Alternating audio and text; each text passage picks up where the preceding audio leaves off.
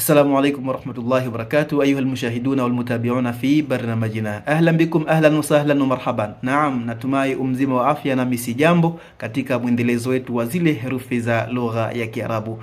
Natumai ukilimaliza somo hili utakuwa wewe unazijua alfabeti za lugha ya Kiarabu kwa undani.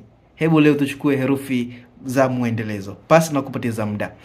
Tunayo herufi nyingine kwa siku ya leo ambayo ni dun, swadun, ambayo kwenye lugha ya Kiswahili tunaweza tukaipata herufi hii sauti yake kwa kutumia S pamoja na W. S pamoja na W. Ndio maana ukaambiwa lugha ya Kiarabu ni lugha tajiri ya misamiati. Kwanza kwenye utoshelezaji wa herufi zake, lugha nyingine huwezi kuzipata herufi hizo peke yake, lazima uungeunge ndio uwezi kuzitamka baadhi ya herufi za lugha ya Kiarabu. Kama hapa tukisema sadun, hatuwezi kuipata peke yake kwenye lugha ya nyingine, sawa, lakini kwa matumizi yake tunaweza tukachanganya, labda kujaribu kuweka S na W. Hapa ndio tukapata swa, swa, sui, su, swa, sui, su. Herufi hizi tunaikuta kwamba kwenye irabu iko hivyo. Hebu nawe itamka swa, sui, su. Asante.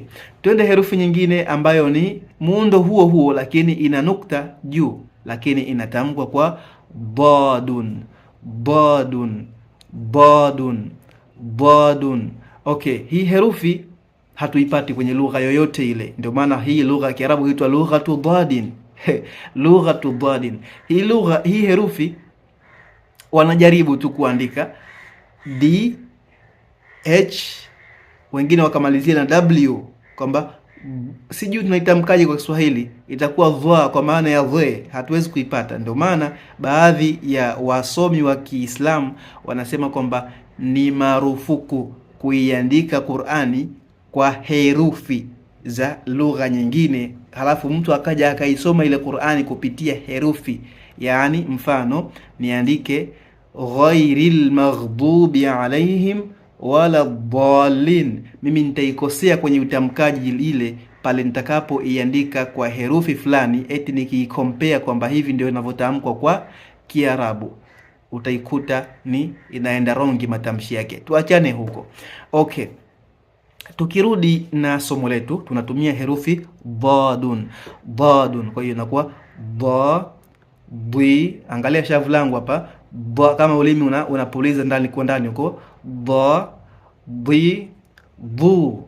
Naam, hivyo ndivyo ambavyo inakwenda hiyo herufi ya lugha ya Kiarabu ambayo ni dad.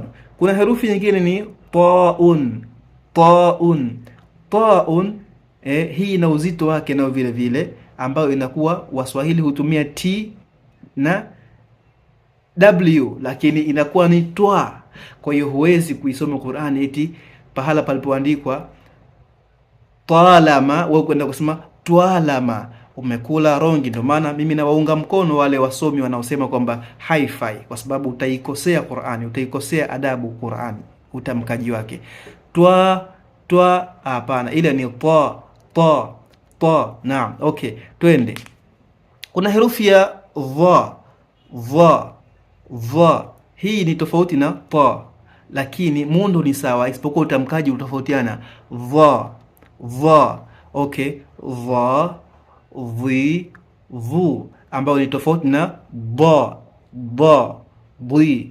Okay, twende herufi nyingine ambayo ni ain, ain, ainun, ainun. Hii herufi ya ainun nayo vile vile hutamkwa a, ai, u. Hebu niambie leo kwa Kiswahili utaitamkaje hiyo herufi, isipokuwa utasema a, i, u. Unakula rongi. Kwenye Qur'ani haitamkiki herufi hiyo kwa lugha ya Kiswahili au lugha nyingine.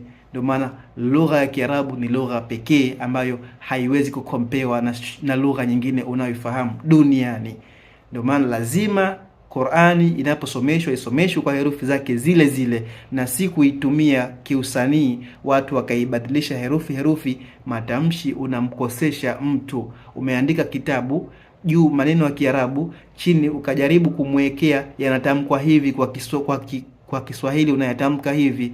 Haya, mlete kwenye ain, mlete kwenye dhadi, mlete kwenye labda dhaun na mfano herufi kama hizo, unamfelisha mwenzako kwa sababu ya kumtamkisha maneno kama hayo. Tumalizie na herufi moja ambayo inafanana na ain isipokuwa utamkaji tofauti. Kwa muundo ni sawa, lakini kuna nukta imeongezeka. Inaitwa ghainun.